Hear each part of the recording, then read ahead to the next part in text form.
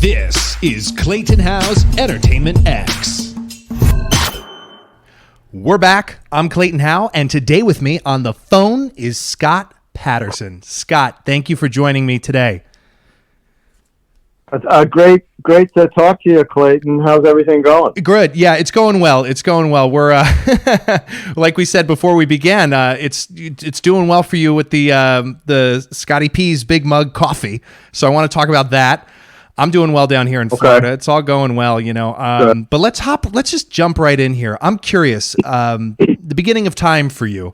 What were your theater dreams? Were they theater dreams growing up? No, you know, the very first piece of theater I remember seeing is in my hometown. They had an outdoor theater. They had an amphitheater. And it was who was it? It was George M. Cohen. Mickey Rooney is George M. Cohen. And I just remember being fascinated by the whole thing. My parents were involved in the local plays and players. Apparently my mother was a very good actress. Yeah. And my father not so much. I think my dad had one line and he forgot his line and that kind of thing. But my mother apparently had a real affinity for it and she enjoyed it. I guess I have it in my blood somewhat. It wasn't something that I grew up wanting to do as a career. But you know, our family is, you know, it's a family of writers and lawyers and yeah. it's not actors.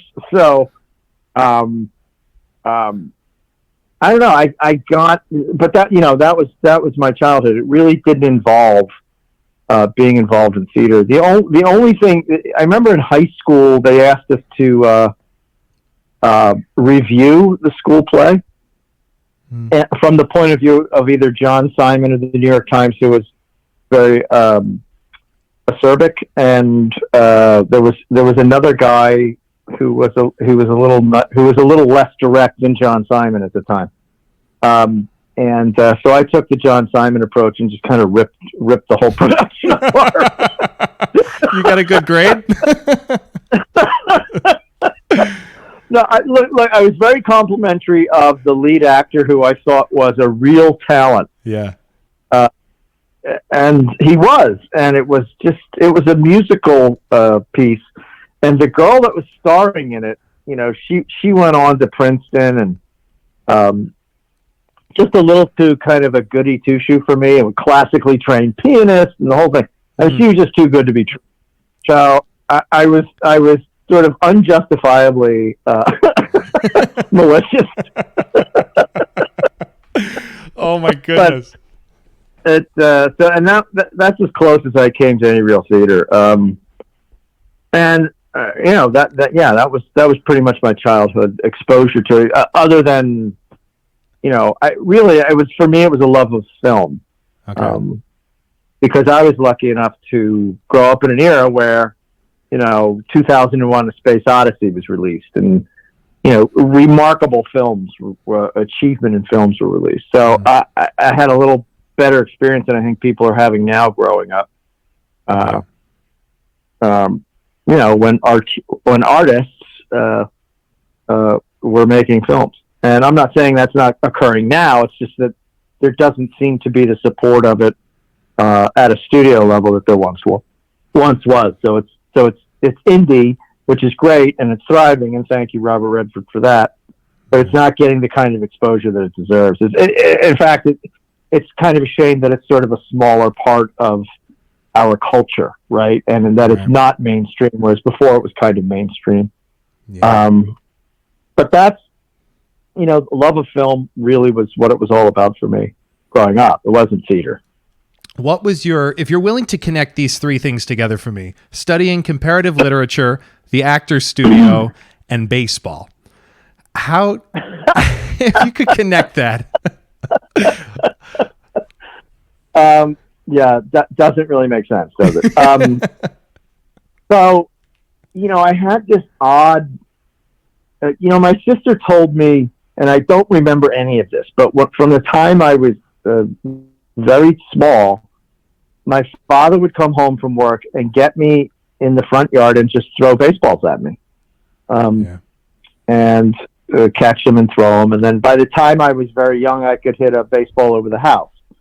And then I was just, it just felt so natural and freeing and easy for me.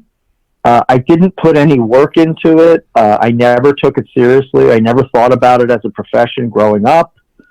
It wasn't this huge desire to be the best of the best. And, it wasn't, right. I didn't really, it was the one thing in my life that I didn't see as or participate in to be competitive. It was just fun for me. I just enjoyed it. It relaxed me. I loved being out there. It felt very comfortable to me. And I was not aware that I was any better than anybody else. I just thought, we're doing good, and everybody's doing good. And sure. Yeah, I didn't really rate myself against other people very much, and I was very impressed by other people. But I was always playing with people that were older than me, and that was just sort of natural for me. They picked me and they wanted me to be on their team, so I was like, okay, sure. But it wasn't until I got to be a freshman in high school that I was made aware by the varsity coach that something special was in store for me. And I didn't believe him because I didn't see myself that way. And I didn't understand why he was telling me these things.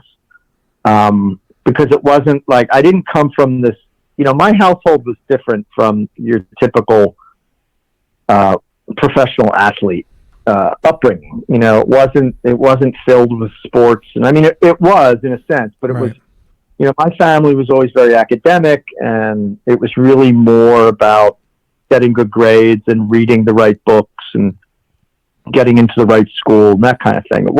It wasn't about sports. It was, if anything, sports would support some scholarship to college or something. Right. Hopefully. Right. And after 2 years in high school, I just walked away from it. I just wasn't interested in it anymore because they were putting too much pressure on me.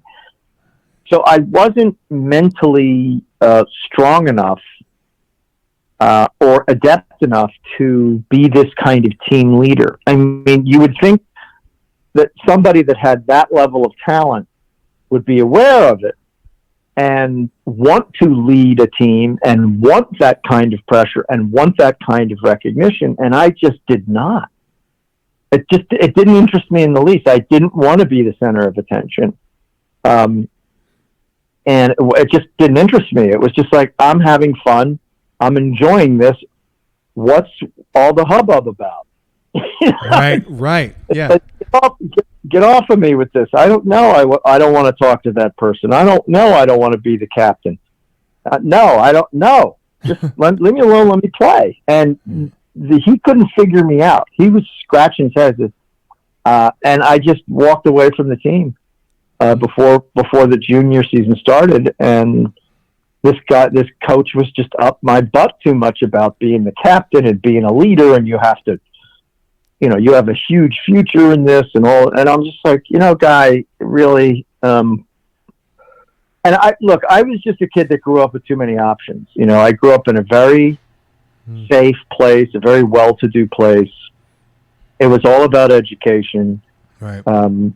It was a doctor and lawyer community, a small town. And, the emphasis on sports was obviously there. I come from a very, very competitive environment. I just was not able to handle the limelight. I didn't want it. What was the transition then for what you studied in college? Well, I went to college. I was there as a student only. I hadn't played baseball in 2 years. And I was living off campus. I wasn't living in dorms, and I was studying. I was taking my, the basic courses, the physics, the calculus, the computer science, history, political science, and my roommate was a PhD candidate. I had a bunch of roommates. I lived in a big house, and very eclectic house, interesting people. And so we were throwing the football around one day in the street, and he kind of marveled at my arm strength, I guess, and he said, "What is that about?" And that began the conversation of what had happened in the past, and he convinced me to. He said, "You're crazy not to pursue this." So I thought about it, got back in touch with an old summer league coach from when I was 15, and I said, "Listen, I think I'll get back into it." So I got in shape, and we did a Major League Scouting Bureau tryout, and I got a bunch of offers, but I went on to another college, and on to get a scholarship at USC because I wanted to be with that program out in the West Coast, and right. Then I started getting competitive. That's when it kind of kicked in, and I was like, okay, I really want this now. Okay. So I had lost time to make up, but the comparative literature thing is, that comes into play because I grew up in a house that had a massive library, and both my parents and all of my sisters are avid readers, and literature, really great literature was the web surfing of its age when I was growing up. It was a far more literate class of people. Everybody was reading the latest Saul Bellow book, or they were reading John Updike, or they were reading what's his name, the Norman Mailer, or the Joan Didion, or whoever. They were reading all these writers, and people had conversations about it. This is what the conversation was like at dinner. I mean, they were discussing all of these sort of philosophical themes running through the works, and it was just a much different, and kind of tying that into sort of some simmered down politics, and it was just a whole different mentality back then, and that's what I grew up with. So that's what I was used to. And that's what I was going to school for. I was probably going to be an English major and just read books. And that was that. And that's what I wanted to do, because it's how I grew up. Right. And I it was either that or ski racing. Both great options. But there were no mountains, and I was on this little ski team when I was 10, and I loved skiing more than anything. That was the thing that I loved of the sports was the skiing. And we'd go to the Poconos because I was in South Jersey, so we'd go to the Pocono Mountains in the winter. And I just loved it. I just loved it so much. And I started when I was 7 years old, and it remains a passion today. So that's kind of my thing. So I ended up getting drafted by the Atlanta Braves, and I was drafted by the Blue Jays, and then I didn't sign. I drafted by the Oakland A's, didn't sign. Two of the biggest mistakes of my life. That first best offer is, that's I should have gone to Toronto. I probably would have had a 15-year major league career, but I just didn't.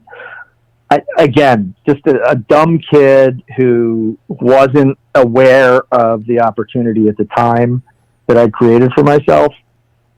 Because there were a lot of people in the baseball world were like, "You're back. Wow, what happened to you?" And they were aware of me as a freshman in high school. Wow. Yeah, they were aware of me when I was in junior high.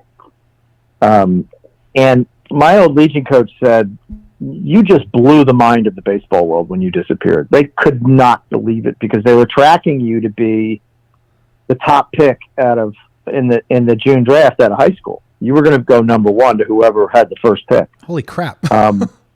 Yeah, and I just was not aware. Right. Listen, I'm honestly telling you this. I was not aware of this. Nobody told me. I didn't think that I was special. I knew I was good. Right. But I didn't think that I was that good. I never would have allowed myself to think that one day I'd be considered the best player in the nation in high school or in college. Just no way. There's just no way. So anyway, So that's how I got into pro ball. Third time I was drafted with Atlanta, I signed and had a 7-year minor league career filled with disappointment. I was with Atlanta for a couple of years in the low minors, and then I got up to AAA with them in year 3. And beginning of the year, they traded me to the Yankees, and it was kind of all over after that. Yeah, because I did not fit into their culture at all, and it just became this very uncomfortable personality conflict kind of a thing with them. Got it. I'm a David, I'm not a Goliath. I don't want to be on a team of Goliaths. Like, it's obnoxious. Yeah. And the awe and wonder of putting on the pinstripes wore off very, very quickly when I realized how corrupt and how political that whole thing was over there. I didn't function well there. It's like a giant fear club where everybody was terrified of Steinbrenner. It was awful to be in that ecosystem. It was awful. Wow. And I did not do well. I was an independent spirit, a grown-up, and I did not need people telling me what to do on that level on a daily basis. You're like, just let me play. It's like, get out of my ass and just, Jesus. And I remember saying, like, after the first couple weeks being with that organization, I went into the manager's office. I said, is this what it's really like here? Are you going to do this every day like this? Yeah. You realize we're adults, right? I mean, I'm the youngest one here. I was 22 years old when I got to AAA with Columbus or with the Yankees, and I said, "But is this really what it's like?" And was he just straight face like yes? He goes, what do you, he didn't even know what I was talking about. Oh, yeah. Because I'd come from the Atlanta minor league system, which is just filled with, just the greatest coaches and managers and the coolest people, and they just left you alone. And, they treated you like you were a responsible adult, and they were not in your grill all the time. Right. It's interesting. And the Yankees, yeah. And the Yankees are like, your hair's getting a little long, you probably should get it a trim. And I'm like, you go away. What are you focused on? I mean, it was such a bizarre. It was such a bizarre experience. Yeah. I mean, it rubs me the wrong way all of the time, and it was the wrong place for me. Look, for a lot of guys, it's a perfect fit. Sure. And good for right. I did not adapt to that culture at all. Yeah. So there you go. What was the decision there? Were you like, I'm done, I'm good, and what else is out there? Well, I was making all-star teams and leading the Southern League in pitching and ERA and all the important stats. And I wasn't getting a chance to pitch in New York. I remember once they told me in 1983, I was leading the Southern League after the first half, made the All-Star team, first half All-Star team, was the best starting pitcher statistically in the Southern League in the first half of the 83 season. And manager told me the Yankees called and they're going to call you up tomorrow, so you're going to miss your next start. And I called my mom, I called my dad, called my friends. And then the next day came and said, well, you're just going to go back to AAA. I mean, it's kind of garbage they pull. And they would pull this garbage on people all the time. Yeah. It was just a very abusive culture. It was really just, I was so happy to get out of there. I was so happy when the Texas Rangers drafted me in the Rule 5 draft, and I had my only real shot at, making a major league roster. And it didn't work out, but at least I had the opportunity. Yeah. I was not getting that opportunity at all with the Yankees, at all. No matter what I did, I was never going to get a shot. And it was just wasted time. They just wasted my time. Damn. And but they did that to a lot of guys. So So, corporations do this with, like, big tech does this with other technologies, and sports teams do it with people they don't want to face in the playoffs. Although they might not have plans for them in their organization, they don't fit in. They know they don't fit in. They'll purchase them somehow and then just put them on the shelf and age them. And it's a tough world out there, man. You gotta. I think minor leaguers have more rights now, and I don't know if they're unionized. They have a separate union. They're part of, I think, the Major League Baseball Players Union. But it's, and it's a lot better being in the minor leagues now. You can actually make good money. Sure. But back when I played, it was you weren't there for the money. You were there for the love of it. So, of course. And I think I hang on a lot longer now because they can make good money. They can have a life and buy a home and raise a family. And if they're going to be life in AAA, then they're still going to make a good salary. So it's a lot better situation than when I played. So, after, I started, I lost my love of it, and I had to walk away. So, because once the passion goes, it's you can't compete unless you love it, Of course. Yeah. So where did you walk to? Where did you head? I went to Europe for about a year and a half, and amazing. Yeah. And wandered around, had experiences, and just got baseball out of my system. And sure. I just needed something that was not in any way related to anything I'd ever done before. I needed some new experiences and had some thinking to do on a career. And then I met an American couple in Italy, and they were both the acting students. And I stayed with them when I went to New York and went into their acting class. And that's kind of how it all started. Wow. And I liked the acting aspect of it because it was academic. It required lots of reading, lots of analysis. And I just thought it was something as a craft that I could build on every day. It's, it's a skill set. It is, yeah. So I thought that's the interesting part for me, is that the older I get, the better I'm going to get at this. And, I'll maybe when I'm 80 years old, I'll maybe have the hang of it. And, but it's, it's a big learning curve, and but you can still work and thrive when you're not, a 10th degree black belt in acting. So, I love I just sort of love the literary part of it and the writing part of it. The actual acting for me was less, on theater, yes, because that's very, live theater, there's nothing more vital when it's done well. Right. But being on a set is great up to a point, but being in a series can really kind of drain your battery.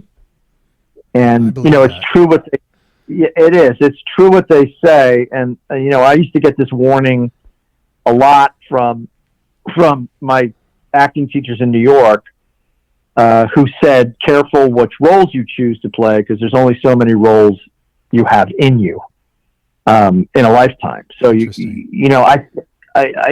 Gilmore Girls burnt me out because it was 7 years, 154 episodes. And then I did another year on a series. And then in 2010, I did another year on a series. So I did 9 full years of series television. And by 2011, I was just I was exhausted from it. Yeah. And, I'd done over 200 episodes of television in a decade, and it was just like, good Lord, I need something. It's enough, it's like, if I wasn't going to get my own series and be an executive producer and really have some creative input in it, then I didn't really want to be involved in it. And so, there's that. I'm curious. What was the point where you got exhausted? Burnt out? Was it year 7, year 6? Was it somewhere in like 4 or 5? No. No, I probably year 2. Really? Yeah. It's when you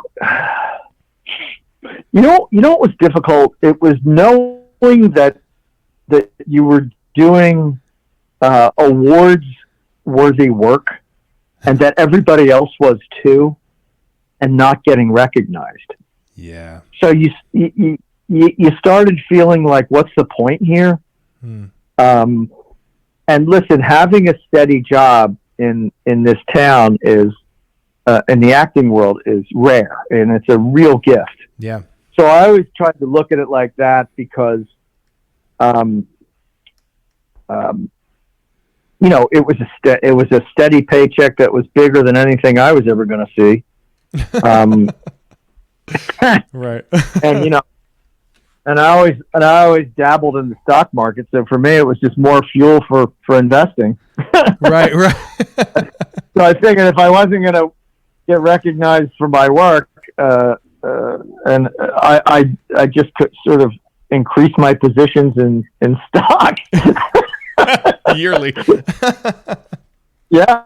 So you know, it's interesting. It's interesting what path your life takes and why it goes there, and that's the reason. I mean, it's probably a good thing because I'm a hell of a lot richer now than I would have been if they were throwing statues at me. Yeah, possibly. Yeah. So, but it's frustrating to do something that often, and I mean, I know the work that we were doing was top shelf, primo. It was really great, and we just were not being recognized by anybody. We weren't taken seriously by anybody. And whether that's because it was the network or nobody could really, in any kind of awards committee, could wrap their head around, well, is it a drama? Is it a comedy? What is it? And there's no category for dramedy. You know, it's very frustrating to get passed over year after year after year. So it started feeling like I was with the Yankees again. I was in the minor leagues in AAA, and I was getting passed over year after year. Like, I was like, am I in this position again? Well, at least I'm getting paid for it now, right? So, right. The fans are fantastic. They're lifelong, and it's just an incredible aspect of this whole experience. Probably the best aspect of the whole thing. But after when there's no recognition, and you just kind of feel like you're just sort of stuck in this rut. Yeah. And why are you going to work? Why are you putting in these 18-hour days? You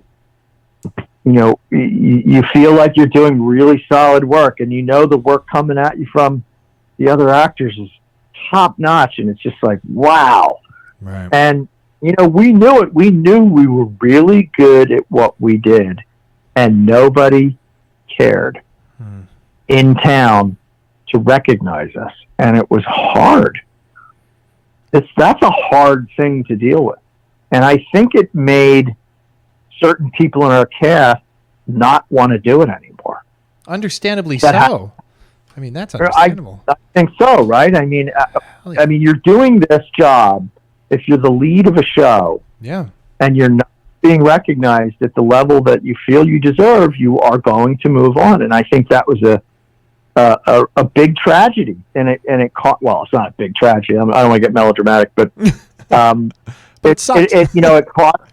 it cost everybody, you know, at least 3-4 more years of a run on that show, right? By being passed over. So you know, yeah, you want to be a part of something that is being recognized, you know, because we watched people go to the award shows every year that, I mean, we could have done that stuff in our sleep. I mean, we were doing live theater every day. We were doing, you know, 10, 12, 13 page scenes, nothing but black ink on the page, and just nailing the hell out of it. I mean, we were a better cast than maybe anybody working in the television space at that time. And the only other cast I can think of was, what was the political show at the time?